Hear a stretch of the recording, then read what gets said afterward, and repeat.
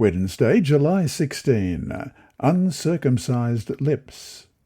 The Lord had indeed given Moses some powerful promises about what he was going to do.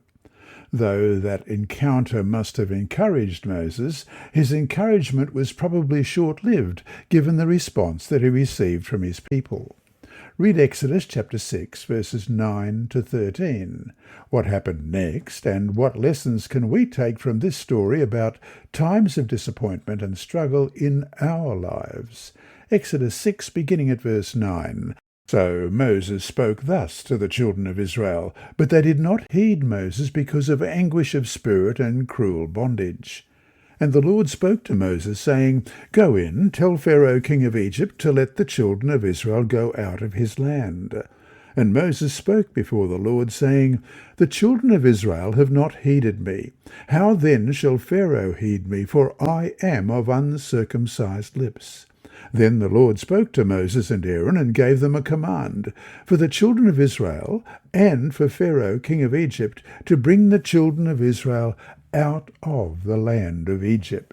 The Hebrews are so disheartened by their grief, suffering, and hard labour that they do not listen to Moses' words of reassurance that God will act to fulfill what he promised.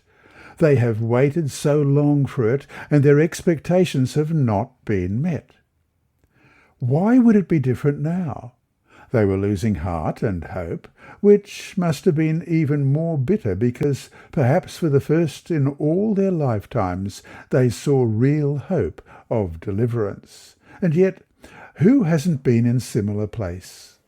Who hasn't at some point felt depressed, disappointed, dissatisfied, even abandoned by God? Remember the story of Job? What about Asaph, a psalmist who struggled with his questions regarding the prosperity of the wicked and the suffering of the righteous? Yet, regardless of his struggles, Asaph has one of the most beautiful confessions of faith. In Psalm 73, verses 23 to 26, Yet I am always with you. You hold me by my right hand. You guide me with your counsel, and afterward you will take me into glory. Whom have I in heaven but you? And earth has nothing I desire besides you.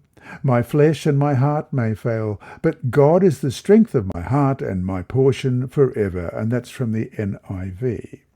Through sacred history, God has assured his people that he is with them, as we read in Isaiah 41, verse 13, For I, the Lord your God, will hold your right hand, saying to you, Fear not, I will help you. And Matthew 28, verse 20, teaching them to observe all things that I have commanded you, and lo, I am with you always, even to the end of the age. He gives them his peace, his comfort, and he strengthens them to make it through life's challenges. As we read in John 14:27, Peace I leave with you, my peace I give to you, not as the world gives do I give to you. Let not your heart be troubled, neither let it be afraid. And John chapter 16, verse 33, These things I have spoken to you, that in me you may have peace. In the world you will have tribulation, but be of good cheer. I have overcome the world. And then in Philippians chapter 4, verses 6 and 7, Be anxious for nothing, but in everything by prayer and supplication with thanksgiving, let your requests be made known to God. And the peace of God, which surpasses all understanding, will guard your hearts and minds through Christ Jesus. The covenant formula in verse 7 of chapter 6 in Exodus, I will take you as my people and I will be your God, expresses the intimate relationship that the Lord wanted to have with his people. And so to finish the day, think about the phrase, I will take you as my people and I will be your God. Though the context was corporate, how does this apply to each one of us individually, and how should this relationship be manifested in our daily lives? And so we compare with 2 Corinthians chapter 6 and verse 16. And what agreement has the temple of God with idols? For you are the temple of the living God, as God has said, I will dwell in them and walk among them. I will be their God, and they shall be my people. Wednesday, July 16. Uncircumcised lips. Many of the Hebrews were content to remain in bondage rather than to go to a new country and meet with the difficulties attending such a journey. Therefore the Lord did not deliver them by the first display of his signs and wonders before Pharaoh. He overruled events to more fully develop the tyrannical spirit of Pharaoh, and that he might manifest his great power to the Egyptians and also before his people, to make them anxious to leave Egypt and choose the service of God. The task of Moses would have been much easier had not many of the Hebrews become corrupted and were unwilling to leave Egypt. Spiritual Gifts, Volume 3, pages 201 and 202. Often the Israelites seemed unable or unwilling to understand God's purpose for the heathen. Yet it was this very purpose that had made them a separate people and had established them as an independent nation among the nations of the earth. Abraham, their father, to whom the covenant promise was first given, had been called to go forth from his kindred to the regions beyond, that he might be a light bearer to the heathen. Although the promise to him included a posterity as numerous as the sand by the sea, yet it was for no selfish purpose that he was to become the founder of a great nation in the land of Canaan.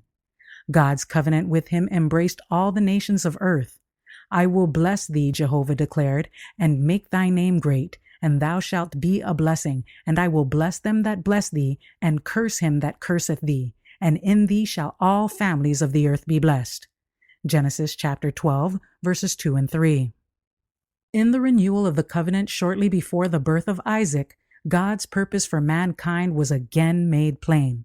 All the nations of the earth shall be blessed in him, was the assurance of the Lord concerning the child of promise. Genesis chapter 18, verse 18. And later the heavenly visitant once more declared, in thy seed shall all the nations of the earth be blessed.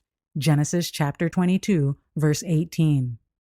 The all-embracing terms of this covenant were familiar to Abraham's children and to his children's children. It was in order that the Israelites might be a blessing to the nations and that God's name might be made known throughout all the earth, Exodus chapter 9, verse 16, that they were delivered from Egyptian bondage. If obedient to his requirements, they were to be placed far in advance of other peoples in wisdom and understanding. But this supremacy was to be reached and maintained only in order that through them the purpose of God for all nations of the earth might be fulfilled. The marvelous providences connected with Israel's deliverance from Egyptian bondage and with their occupancy of the promised land led many of the heathen to recognize the God of Israel as the supreme ruler. The Egyptians shall know, had been the promise, that I am the Lord when I stretch forth mine hand upon Egypt and bring out the children of Israel from among them. Exodus chapter 7, verse 5. Even proud Pharaoh was constrained to acknowledge Jehovah's power. Go, serve the Lord, he urged Moses and Aaron, and bless me also. Exodus chapter 12, verses 31 and 32. Prophets and Kings, pages 367 to 369.